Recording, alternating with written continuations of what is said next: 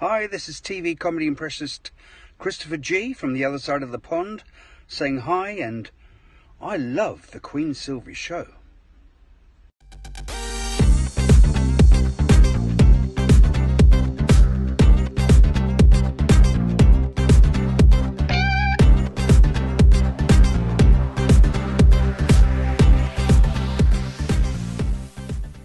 Today on the Queen Silvy Show, sharing her story of war, mental, physical, and sexual abuse, currently helping women find belief in themselves. Live from Western Australia, registered counselor and therapist Vanja Beric.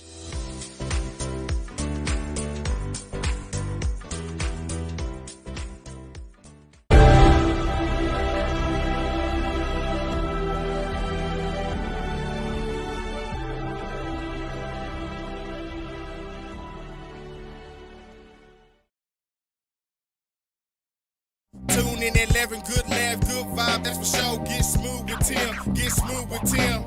They have you rolling like you popped the pill. Once you hear the show, you ain't gonna want it to end. Get creative with the sounds you can make with your mouth. Reaching all over the world, Queen Silvy in the house. Award-winning show with the #1 spot, look out. It's the Queen Silvy Show, it's the Queen Silvy Show, it's the Queen Silvy Show, it's the Queen Silvy.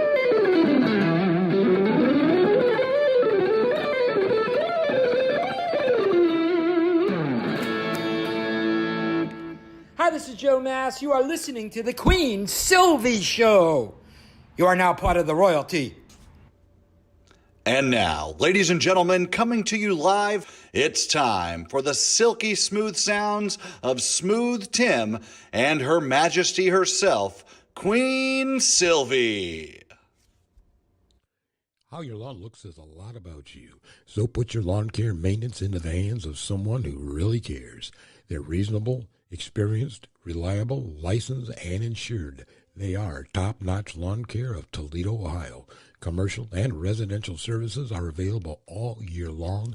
Call or text them today for a free estimate.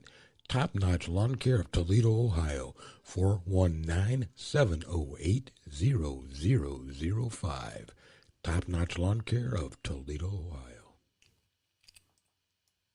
Hey, and we're back. Hey, we are back on this terrific Tuesday. I hope you spread the word. You have time to continue to spread the word to someone who is very deserving. We have a great Tuesday in store for you. Wonderful guest here today, sharing her personal story of war, mental, physical, and sexual abuse.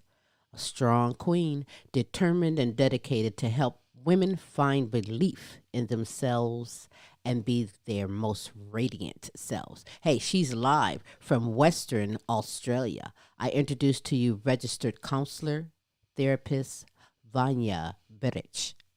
Thank you so much for having me on. Good morning and good afternoon and good evening where you are right now.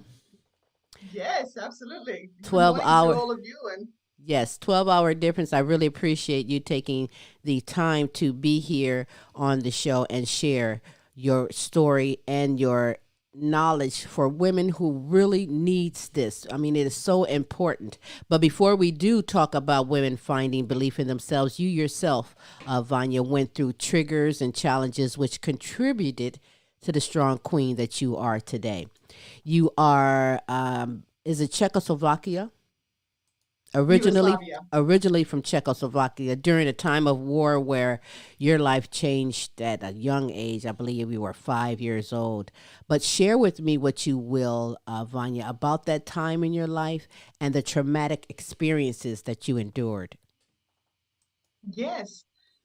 So I was 5 when the war started. And I guess at that time and during all of it, the war, the battle went on for about 5 years. I didn't really have a sense of understanding what was happening.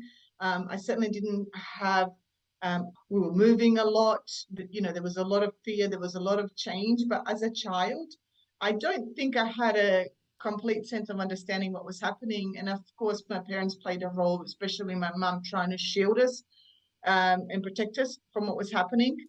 And it wasn't until I came to Australia and I was completely safe and there was no danger whatsoever, that the side effects started happening and started showing up. And it's usually when you in our survival mode, I guess the emotions don't have time to catch up because you're always looking for the next um, the next thing that might hurt you. And then when you come out of it, everything catches up. Everything just starts showing up and rising, and you don't know what to do with it. I certainly didn't. Well, okay. So, am I correct that at that time in Czechoslovakia during the war, is it because of the war that your father was imprisoned during that time? Yes, yes. So it was he was just in prison because he was in a wrong place, believing in the wrong thing, basically. So he was just a different religion, and he was just on the wrong side of the border, and he was captured and imprisoned for 9 months, and then he escaped. Wow.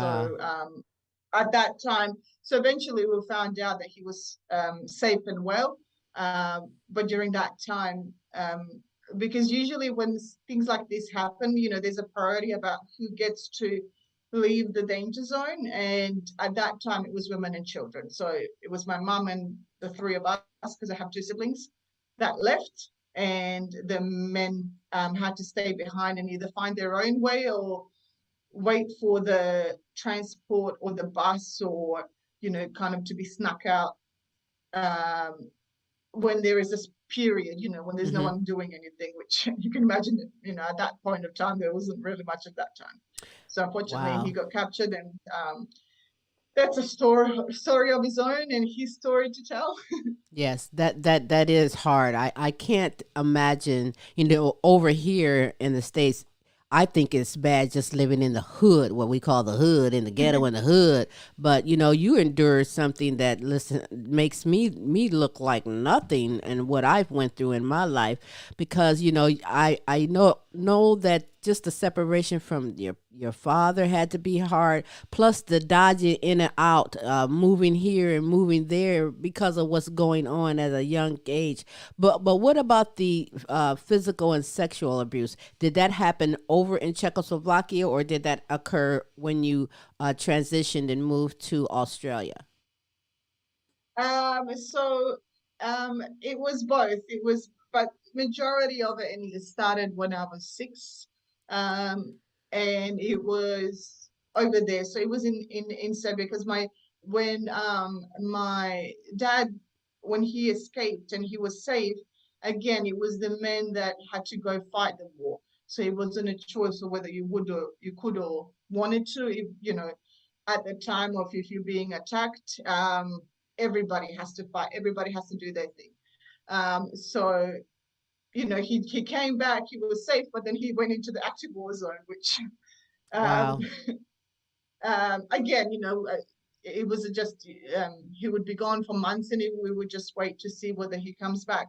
Um, and my mum had to do what she could for us to survive, for us to live. There was no food, there was no running water, there was nothing. We moved from an active war zone into a place where there was an active war zone, because you would think that, I guess the logic was, if you moved where the war has already been, it wouldn't come back. The border's already settled at that place, so they would keep going that way, and we could be going that way. Wow. Um, and it was, so again, it was that everybody had their own thing. Everybody was doing on their own thing to survive. And I was left on my own a lot of the time. And at that time, we were able to walk to school by ourselves and things like that. So, I would be in care of an uncle or cousin or something like that. The kids would be together. And so a lot of that stuff actually happened to a lot of people. And it happens today anywhere where um, people are in survival mode. There's the stuff that you can see and that you can imagine. And there's a lot of stuff that doesn't necessarily come to you straight away, or, you wouldn't think it happens, but again, because everyone is in their own thing, everyone's in their own pain, everybody's just trying to survive. And whether I was okay or not okay, of course it was a priority to my mom, but seeing me physically, I was okay.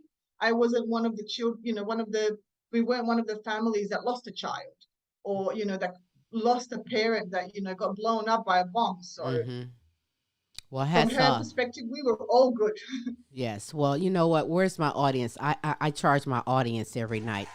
I want to say hats off to you and your mom, your siblings, to survive and come out of this and have a testimony, have a story to share about that, because like you said, some did not come out of that to share their story, Yes. and you have. So I thank you even for that. But now you moved to Australia at a young age, like maybe 11 or 12, right? So 11, yeah. aside from maybe the language barrier, what was some of the adjustments that you had to make, like for school, friends, and even as you grew up dating? How was that for you? Well, one of the biggest, and this is I guess now looking back at it, one of the strangest things that I have trouble comprehending. So we were in a war zone over there, and it was very dangerous, but I still had very much freedom. We were taught in school, and parents taught us, if you see a landmine, what you should do, so and things like that. If you see a soldier, so we had sirens, so if you hear a siren, what you should do, and things like that. And then we came to Australia, which was completely safe. None of that stuff was needed, like very suburban. We moved to, because we came as refugees. So the country, the government put us in a very suburban place. It was beautiful. But my parents, for weeks, wouldn't allow us to go outside of the house. Like literally, there were 5 of us in this little 2-bedroom house, and we were all just stuck there. We wouldn't dare go outside because we didn't know what dangers were outside. And that was one of those biggest shocks, is, of course, the language barrier and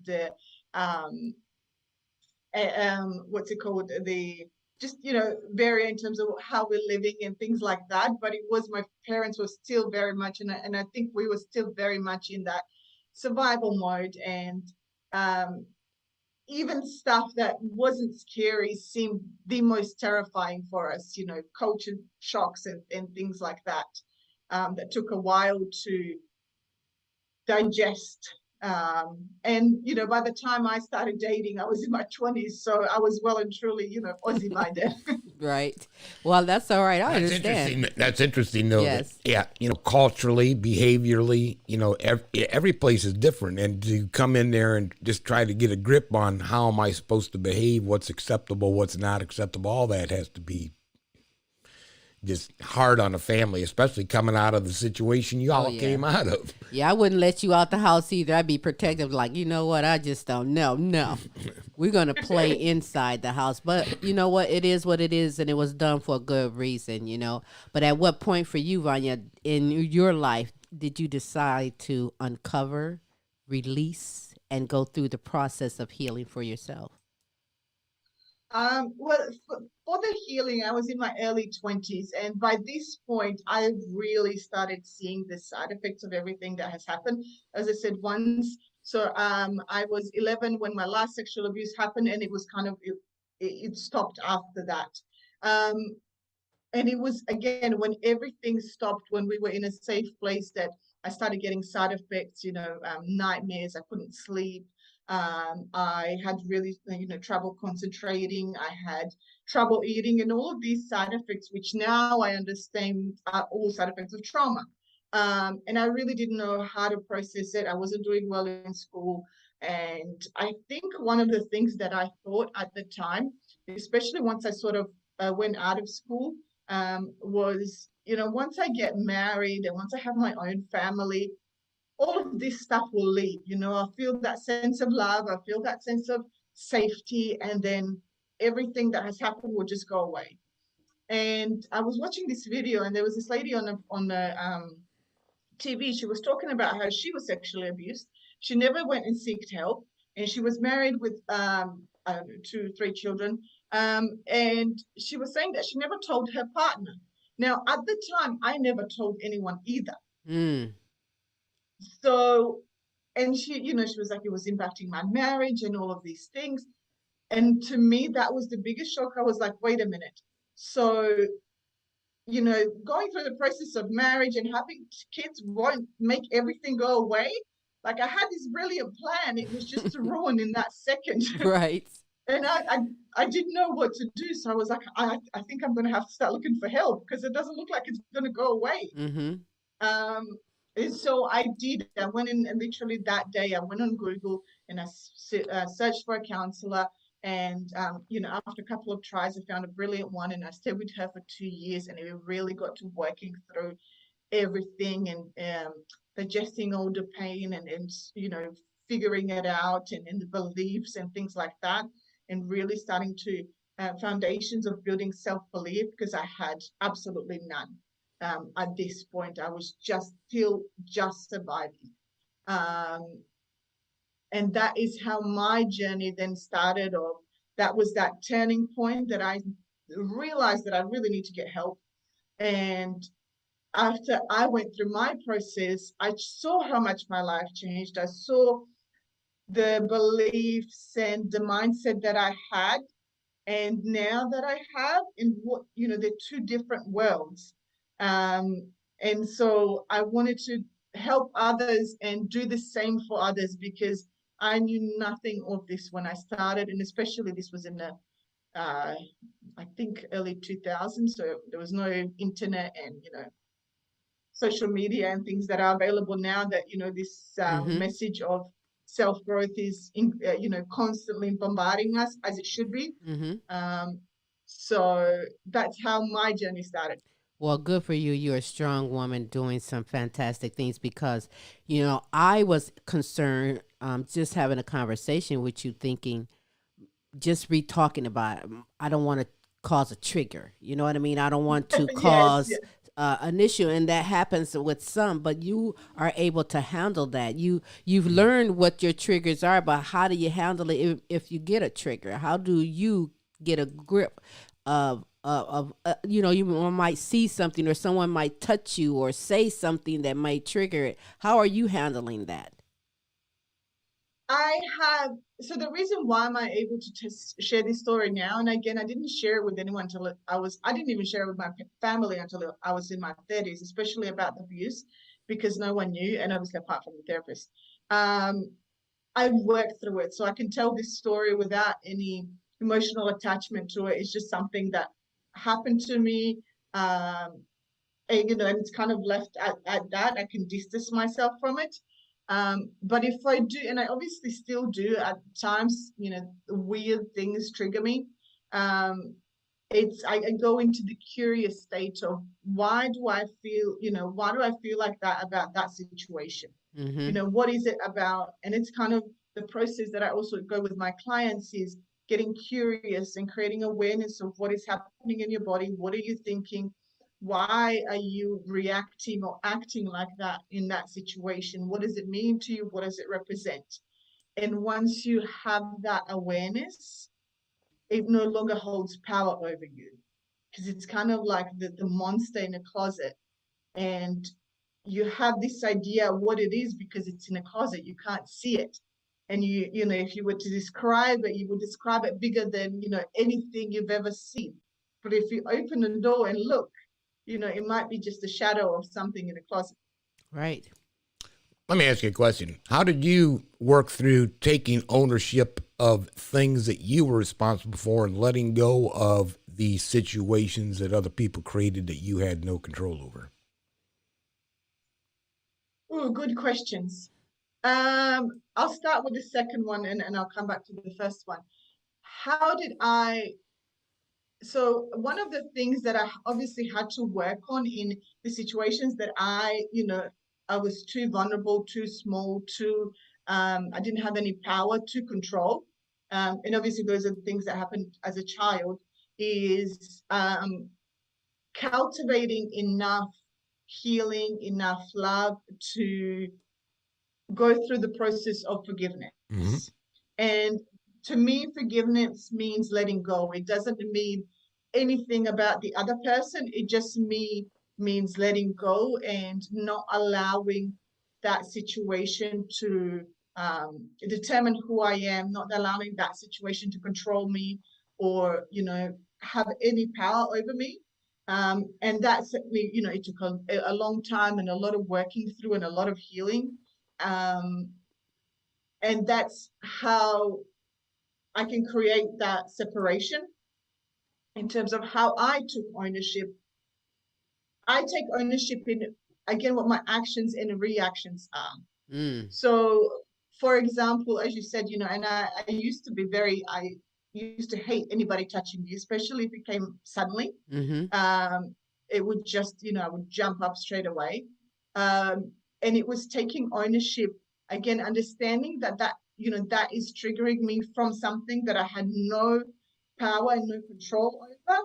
But this moment right now, I have control over this, and let me take ownership of how I react, how my body reacts, what do I need, or what does my body need to not feel threatened when someone brushes past me or when someone puts their hands on me.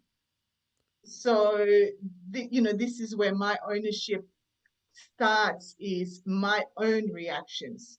Because if I was waiting for someone else to do something, I could be waiting a very long time. And I'm at mercy of, a great answer. Yes. Well said, you queen. Well said. And you have to let go of things that you had no control over. Absolutely. And you need to take ownership of your feelings, and those are your feelings. Nobody else, but that's you.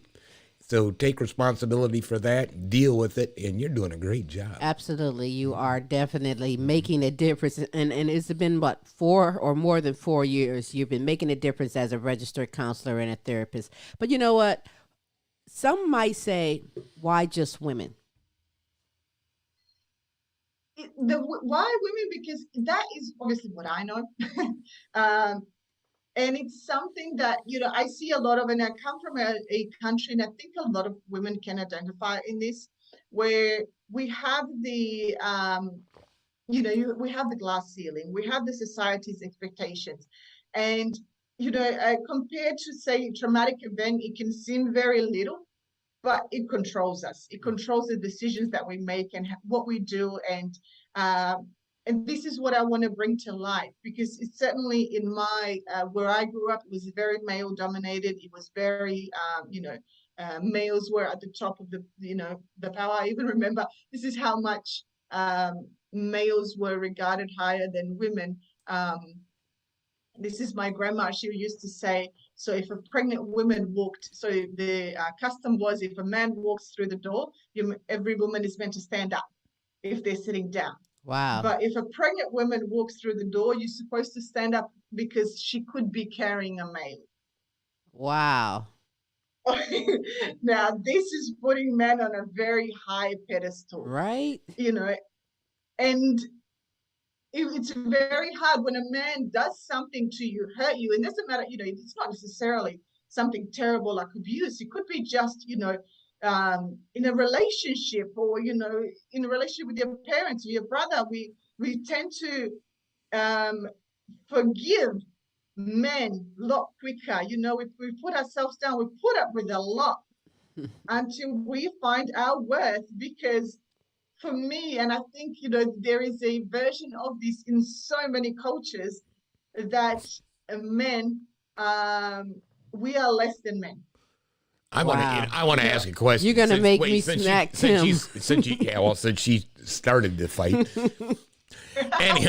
Anyhow, there are a lot of cultures where, let's say that, men are placed over women, obviously, but also to where ethnicities are over others. It's okay to commit a crime against a particular set of people, maybe women in your country, but in men, there's a separate standard. So is that how it was? Men are set on different standards, even when it came to applying law or anything else.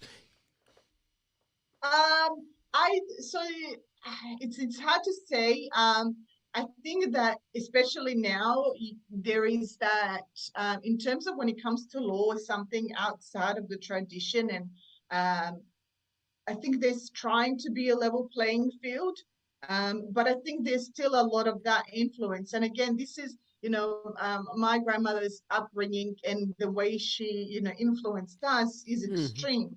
But there are these subtle versions of this in our lives, and I think even in a Western culture, because even, I mean, in Western culture, Australia, America, and Canada is made up of multicultural people, Right. and so it's not just one culture. Yes, of course, we want to come to this standard where we are looked at as equals, but we also want to, and there's a lot of women who can't see themselves as equals.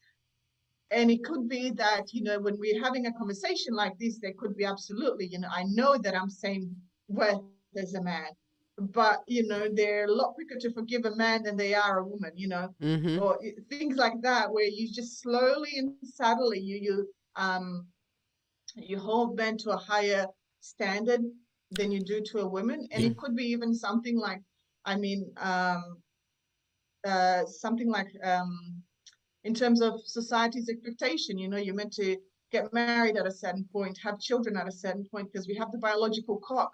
And then if you don't have children, then, there's something wrong with you. And if you do have children and you work, you're a bad mother. But then if there's all these. Yeah. That's a shame, though. I mean, there are a lot of traditionalists. I call them traditionalists that live in certain. This is the way it's been. This is the way it's always been. So why change it? Well, I tell you why change it, because we are queens, okay? And here in this house, I'm not going to have it any other way. I don't care what's outside the house rules. In this house, Tim better sit down and down. But no, I'm just kidding. I'm just kidding. I am so just kidding. But I do want to take note and say this, that for some, when they believe something, you constantly look for evidence, or you create more evidence that that belief is true. So if you believe that you're unworthy, you'll view every mistake, every mishap, every rejection as proof that you're not good enough. And, when it comes to self-belief, self is a big word in itself. We must have self-confidence, because that means that you accept and trust yourself. You know what I mean? You have a sense of control in your life. We must possess self-esteem, because it has to do with how we evaluate ourselves, what you think of yourself. We must have self-compassion, because it's how you treat yourself, and it's important to love yourself. So with your profession, Vanja, what steps or strategies should a woman implement in getting over the past and moving on? Because it's easy for some, but it's so difficult for others.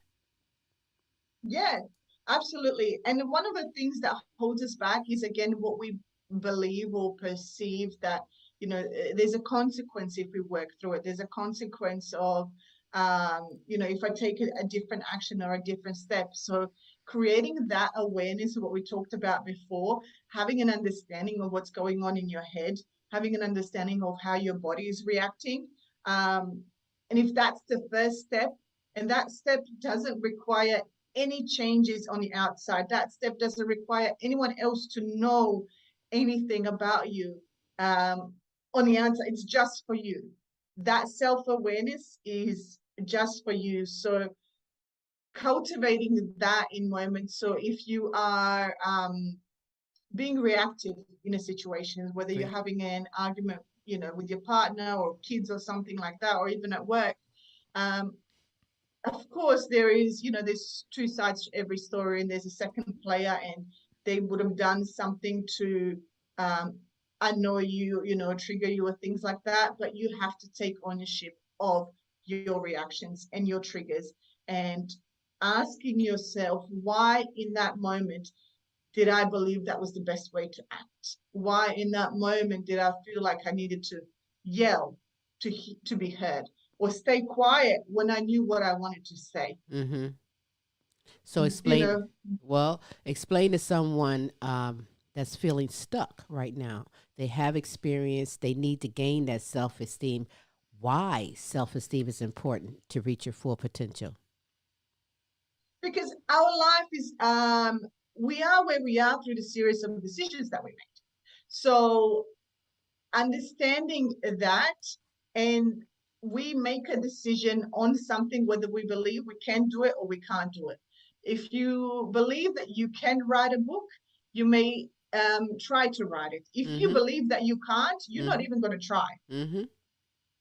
And so it's the same thing, you know, if you in a bad marriage or in a bad job, if you think that you can make it outside of that situation, you go. Right. If you think you can't, you're going to stay stuck there because, you know, you're too afraid. There's too many obstacles in your head, you know, that are there. And it could be physically, but it could be in your head as well that, you know, that are there that keeping you stuck.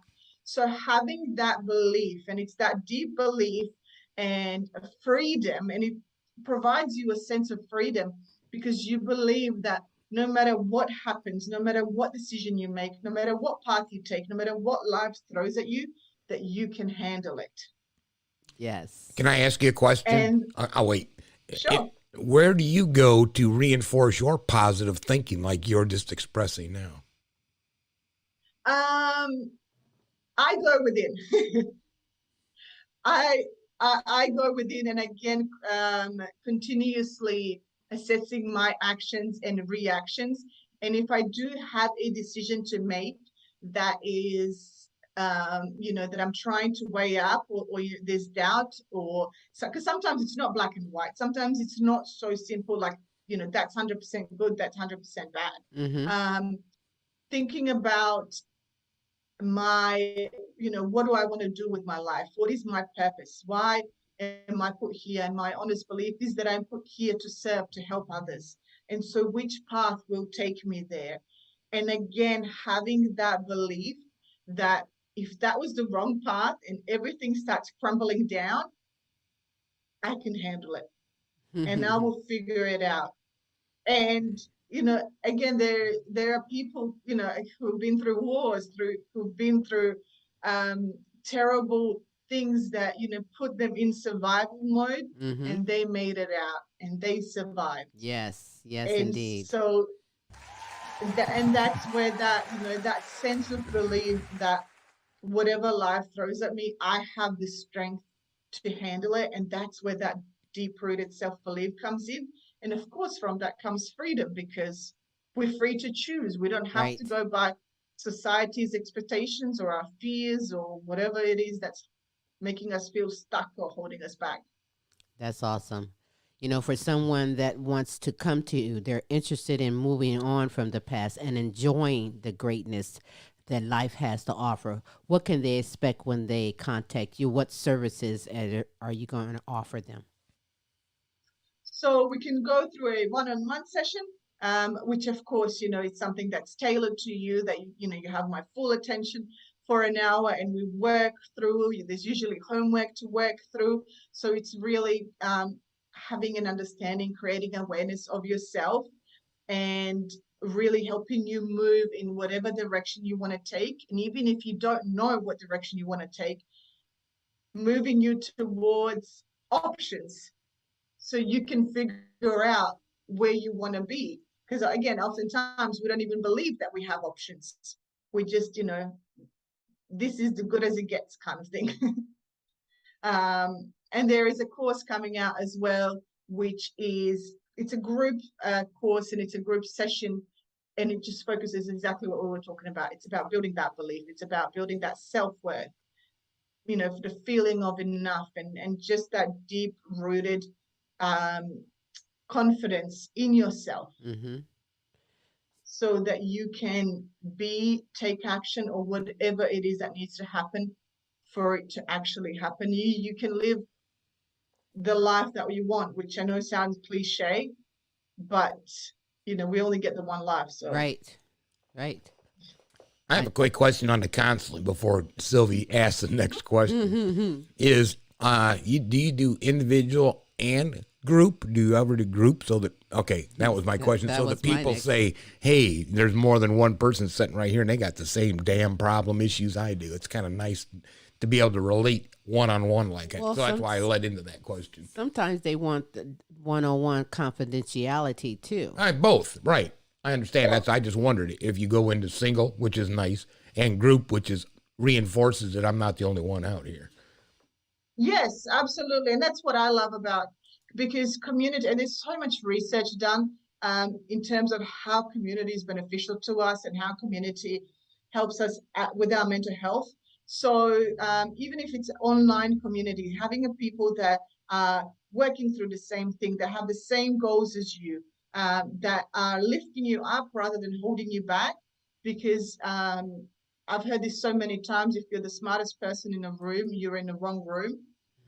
We will put ourselves down, dumb ourselves down, or drop down to someone else's level if we are the smartest person in the room. So having people who will uplift you and move you, absolutely, that is so important. And that's why I created the group sessions. But oftentimes in group sessions, there's something that, as you said, you want to take offline. I would say this is too big for me to dissect in a group session. So let me just work one-on-one, let us work through that, and then I'll still, so you can do both, absolutely. And that's the beauty of it. I'm here to help, to serve in whatever capacity I possibly can. And throughout my years of practice, figuring out what is the best way and what works. That's great. Now you're in Western Australia, so with social media and with today's technologies, are you catering just in Australia, or are you doing some online type of thing to cater worldwide? Absolutely, it is worldwide. It's about because when it comes to coaching, therapy, and things like that, you really have to find a person that you connect with. You have to find a person who you believe understands you and helps if they speak of things that really touch deep. So I could be good at someone in here in Perth that's 5 minutes away, or someone that's, I don't know how many, 12 hours away. I could resonate with that someone person. So it's, my community is worldwide.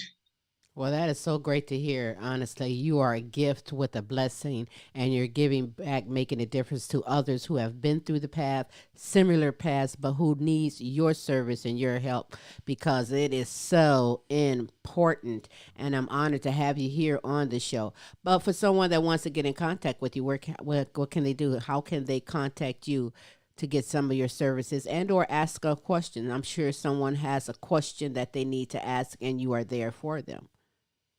Absolutely. There is so many ways. I have a group on Facebook. It's called Radiant Women. But the best way to find all of this information is just go on my website, vanjaberic.com. That's VANJABERIC.com. Everything is on there. The link to the Facebook group is on there. I'm a lot on Facebook groups. So if you have a question, you want to chat about something, you can DM me, or just ask in the Facebook group, and people will jump in and help. And also I'll be there to answer questions as much as I can. Absolutely. Listen, with your story, Vanja, have you considered doing a book, perhaps? It's one of the things that I have been toying with. The idea of writing a book sounds amazing. And for so many years, I never thought that I could, again, that belief that, that's for other people, that's not for me. But it's certainly, doing the work I'm doing and coming into my belief, it's certainly something that's on my list. It's just now finding the time. That's all right. It's good therapy, too. Yeah, let me know when you do, though. It is very interesting, and I love to put that out as well. But you seem to be a great survivor. You've come through it all successfully. How is your family through all of this? They are, so they're amazing, and they're each, I have to allow for each one of them to go through their own healing process and go through their own stage, and not push, because I'm a therapist. In the beginning, I was, especially when I started therapy, I was like, oh my God, you have to try this. It's amazing. It's amazing. It's amazing. and everyone's so reluctant, and especially, coming from a country where we don't believe in therapy is Right. the quote that comes up often. So allowing everyone to go through their own process and go through their own healing. And again, having that self-awareness allows me to see what they're going through, even in today. My mum was over just recently. She actually left this morning. She lives in another state, and when she came in, with all this war with Russia and Ukraine, and everything that's happening with the world and pandemic, we jumped in a car when I picked her up from the airport, and she just started rattling, that there's this happening in the world, and there's this happening in the world, and I don't know what's going to happen to us, and all of these things. And I was just like, whoa, hi, Mom, and it was then I was like, wait a minute, she is in survival mode. She's Yes. still working through everything that has happened, and she's just trying to be very alert of what's happening in the world, and possibly having a fear of, going through what she has gone through again, and trying to be, is there a way I can prepare for this? Is there a way I can prepare for a pandemic? If another war happens, what can I do?